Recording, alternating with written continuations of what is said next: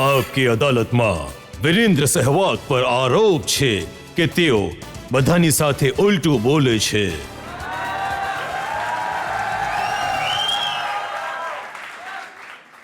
હવે જુઓ, તમે જે ટીમના કેપ્ટન છો, બોલર તમને પૂછે છે બોલ ક્યાં નાખું, તમે એને કહો છો કે બોલર તું છે કે હું? જુઓ સર, જો એ એમ ઈચ્છે છે કે કેપ્ટન એને કહે કે બોલિંગ અહીંયા કરે, આ બોલ નાખ, આમ કર, તેમ કર, તો પછી આટલા વર્ષોથી બોલિંગ કરતો આવી રહ્યો છે તો એનો યુઝ ક્યારે કરશે? તો મારું કામ એ છે એઝ એન કેપ્ટન એને ફ્રીડમ આપવી કે તારે જે કરવું હોય તો તું કર, જેમ કરવું તો કર. મારું કામ છે ફિલ્ડ પોઝિશન લગાડવી, તારું કામ છે બોલિંગ કરવી. તું મને પૂછ કે બોલિંગ કેવી રીતે કરી શકાય છે. જો તું બોલ નાખ, સારી કરી તો પણ સારું છે, નહીં થયું તો પણ કોશિશ કર આગળ સારો બોલ પડે.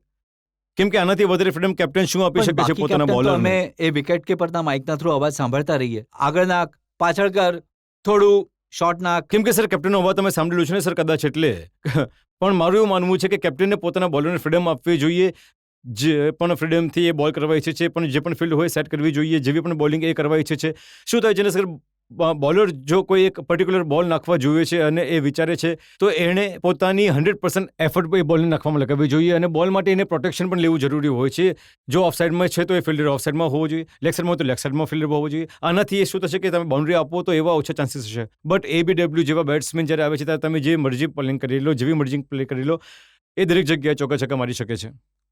પણ તમે ઊંધું કેમ બોલો છો? શોએબ અખ્તરની લાહોરમાં તમે ધુલાઈ કરી રહ્યા હતા, એક પછી એક એમના બોલ પર ચોગ્ગા છગ્ગા મારી રહ્યા હતા, પછી તમે એને કહ્યું કે તું બોલિંગ કરે છે કે ભીખ માંગે છે?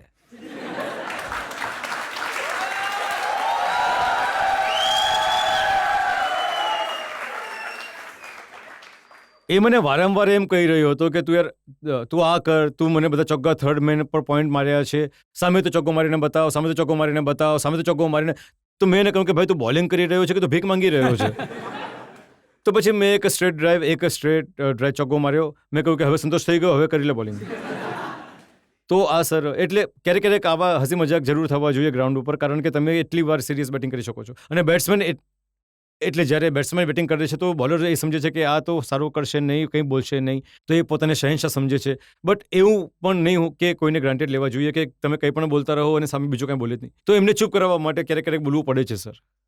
તો માત્ર પાકિસ્તાનીઓને જ બોલો છો કે બાકીઓને પણ તમે? નહીં સર, બાકીઓને પણ એટલે કહીશું તમને સંભળાવી દઈશ કે ઓસ્ટ્રેલિયામાં જ્યારે અમે રમતા હતા તો સચિન અને હું બેટિંગ કરી રહ્યા હતા, તો માઇકલ ક્લાર્ક એ સમયે નવા ક્લેડે ઓસ્ટ્રેલિયાના આવ્યા હતા. તો એ વારંવાર જઈને સચિન તેંડુલકરજીને કહી રહ્યા હતા, you are too old, you can't field, you can't do this, you can't do that.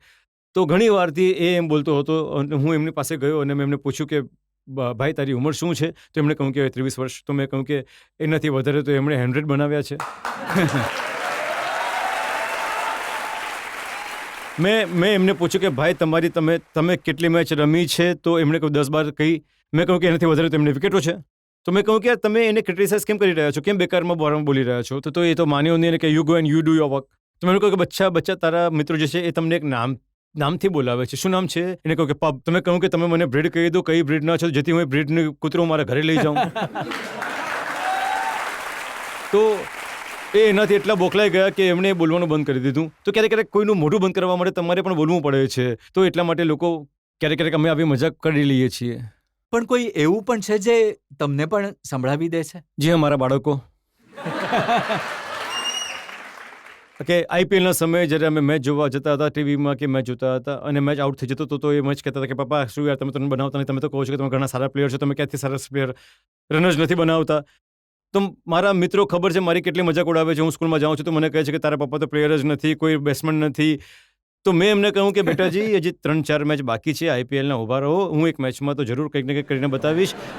તો ત્યારે મેં જ્યારે ચેન્નઈમાં અગેન્સ્ટ 122 રન બનાવ્યા 58 બોલો પર, તો પછી મેં એમને કહ્યું કે બેટા તારા પપ્પા કંઈક કરી શકે છે. સર, હું એ પૂછવા માંગુ છું, તમારી ફેમિલીમાંથી બીજું એક વિરેન્દ્ર સહેવાગ ક્રિકેટ ટીમને મળશે શું?